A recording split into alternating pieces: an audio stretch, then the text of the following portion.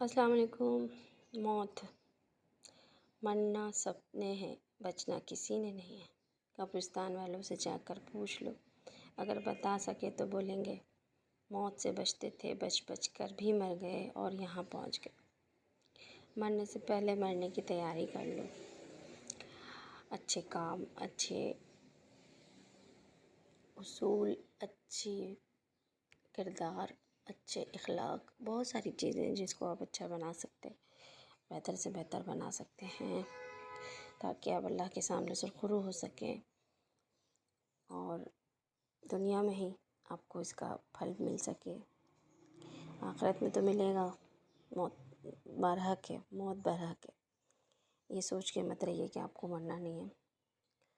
اللہ پاک نے زندگی دی ہے تو وہ موت بھی دے گا، لہٰذا اپنے آپ کو، اپنی آخرت کو سنواریے، دعاؤں میں یاد رکھیے گا۔